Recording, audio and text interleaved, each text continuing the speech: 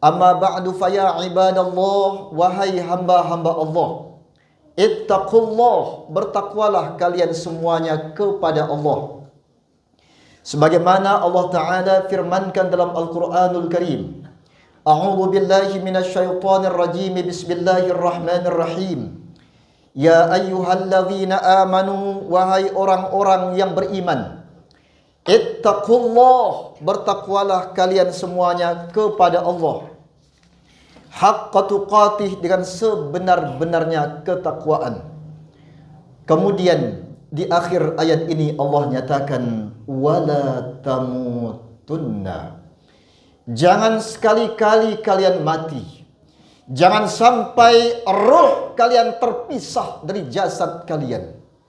Kalian tinggalkan anak, istri, harta, keluarga yang diperjuangkan, illa wa antum muslimun, kecuali kalian dalam keadaan berpasrah diri, tunduk patuh mengabdi kepada Allah Subhanahu wa taala, atau dalam keadaan husnul khatimah.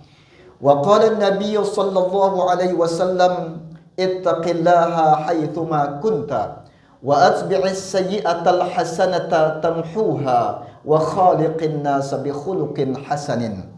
Shadaqallahul azim wa sadaqa rasulullah an-nabiyul karim.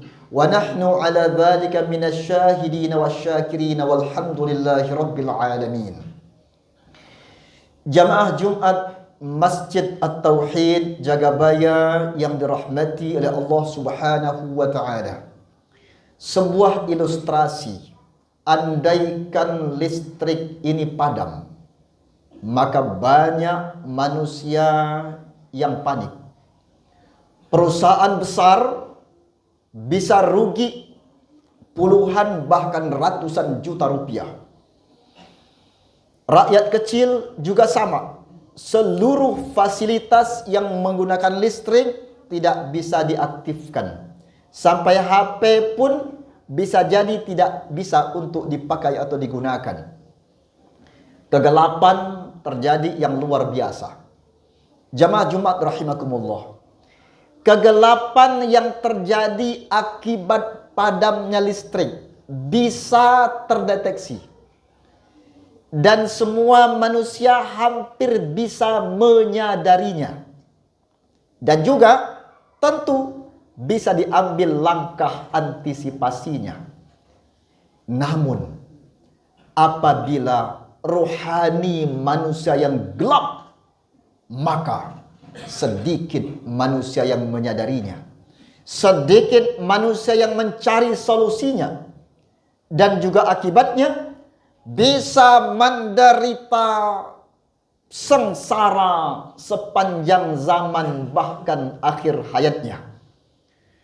Oleh karena itu, sahabat Rasulullah SAW yang bernama Abu Bakar As-Siddiq radhiyallahu anhu, beliau mengatakan, az-zulumatu khamsun was-suruju laha khamsun. Kegelapan itu, kata beliau, ada 5, dan ada 5 juga sebagai penerangnya. Ini dikutip oleh Al-Imam Ibnu Hajar Al-Asqalani, juga dikutip oleh Al-Imam An-Nawawi. Yang pertama, hubbud dunya zulmatun wasirajulaha at-taqwa. Yang pertama, hubbud dunya, cinta kepada dunia yang berlebihan, itu sebuah kegelapan, dan pencahayaannya adalah ketakwaan.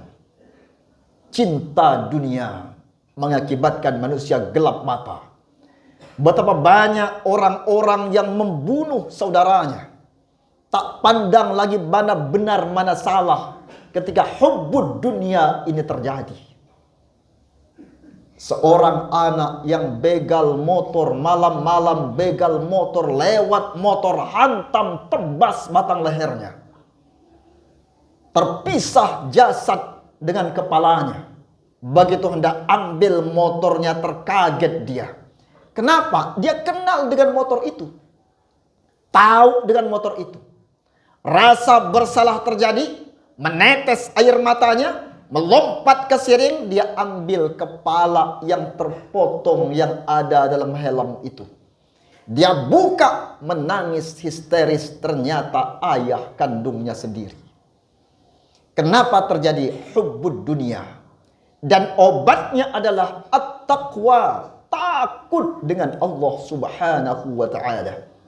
Melaksanakan perintah-perintah Allah Subhanahu wa ta'ala dan meninggalkan larangan-larangannya sebagai penerang agar manusia hilang penyakit hubbud dunianya.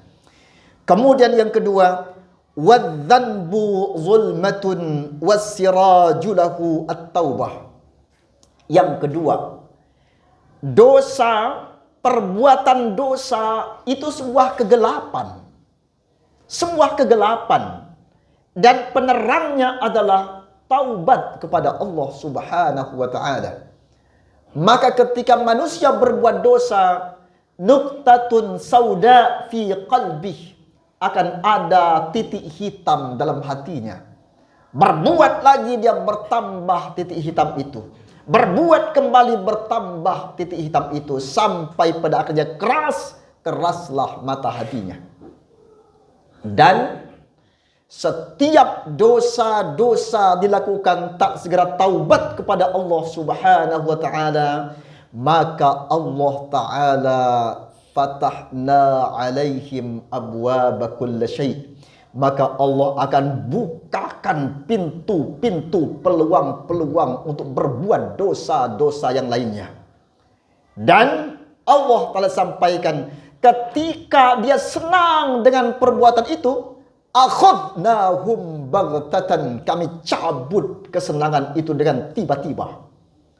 Bisa jadi hilang dengan tiba-tiba, bisa jadi wafat dengan tiba-tiba. Na'udzubillah thumma na'udzubillah. Maka perbuatan dosa menyebabkan kegelapan dalam bagi ruhani kita, dan taubat sebagai penerangnya.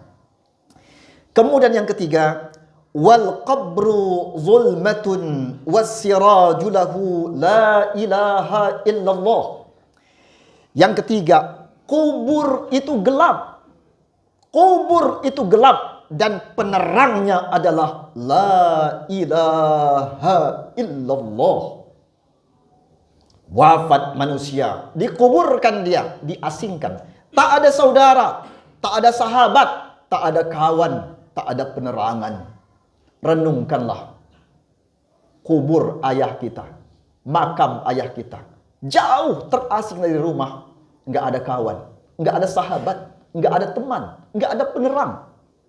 Wassiraju lahu la ilaha illallah, penerangnya adalah kalimat la ilaha illallah. Maka Rasulullah sallallahu alaihi wasallam bersabda, "Man qala la ilaha illallah fi akhir hayatihi dakhala al-jannah." Siapa, kata Nabi, yang di akhir hayatnya la ilaha illallah, dakhala al-jannah, masuk surga. Orang awam mengatakan, wah, gampang masuk surga kalau demikian keadaannya. Enggak perlu ibadah, enggak perlu banyak-banyak berbuat amal saleh. Yang penting la ilaha illallah, masuk surga. Hadis ini bukan menerangkan tentang gampangnya masuk surga, tapi Nabi ingin mengatakan betapa berat mengucapkan la ilaha illallah di akhir hayat itu, sehingga Allah Ta'ala jadikan surga sebagai jaminannya. Kemudian yang keempat, wal akhiratu zulmatun wasirajulaha al-amalus salih. Yang keempat, akhirat itu, kata Abu Bakar As-Siddiq radhiyallahu anhu, akhirat itu gelap dan penerangnya adalah amal salih. 100 tahun umur kakek kita, panjang kata kita, tidak, sangat pendek. 90 tahun umur ibu kita, panjang kata kita, tidak, sangat-sangat pendek. Maka ada manusia baru sebentar di alam kuburnya habis amal-amal salihnya. Belum pindah ke alam akhirat, dia belum pindah ke mizan, belum pindah ke sirat, belum pindah ke padang mahsyar, sudah habis amal-amalnya. Sahabat nanya, "Ya Rasulullah, berapa lama antara tiupan pertama hancurnya alam dengan tiupan kedua bangkitnya manusia kembali?" Nabi mengatakan arba'un, 40. Nabi enggak sebut 40 hari, 40 jam, 40 pekan, 40 bulan, enggak Nabi sebut. Namun ada seorang ulama bernama Al-Imam Al-Qurtubi, setelah beliau meneliti sekian banyak ayat Quran tentang hadis ini, sekian banyak hadis Rasulullah sallallahu alaihi wasallam, maka beliau mengatakan yang dimaksud 40 kata Nabi itu adalah 40.000 tahun lamanya. Lama, panjang. Akhirat itu gelap dan penerangnya adalah amal salih. Dan berhati-hatilah. Berhati-hatilah. Kenapa demikian? Nanti akan ada perampas terhadap amal-amal salih ini. Siapakah mereka? Mereka adalah orang-orang yang kita zalimi di alam dunia ini. Mereka akan datang suatu masa nanti merampas amal-amal kita. Habis amal kita karena memfitnah mereka, menyakiti mereka.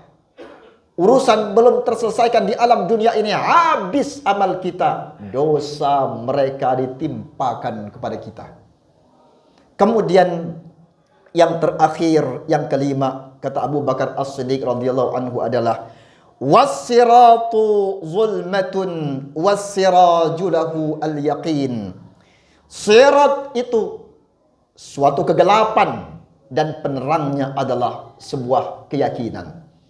Jamaah Jumat Masjid At-Tauhid yang dirahmati oleh Allah Subhanahu wa taala, kalaulah hidup ini ibarat sebuah perjalanan, maka yang pertama, jelaskan, pastikan tujuan yang akan dituju. Apakah tujuannya? Ridho Allah dan surganya. Yang kedua, pastikan kendaraan yang akan kita gunakan untuk mencapai tujuan itu. Kendaraannya adalah amal salih. Yang ketiga, siapkan bekal untuk perjalanan itu. Bekalnya adalah at-taqwa. Tiba masanya kita semua akan kembali kepada Allah Subhanahu wa taala. Pulang ke rumah kita, lihat anak kita kian hari kian dewasa. Mereka pun siap menggantikan kita. Pulang ke rumah, lihat rumah kita. Hari ini bisa jadi ramai. Cepat lambat mereka semua akan pergi. Kita mungkin bersama keluarga atau istri yang ada di rumah itu.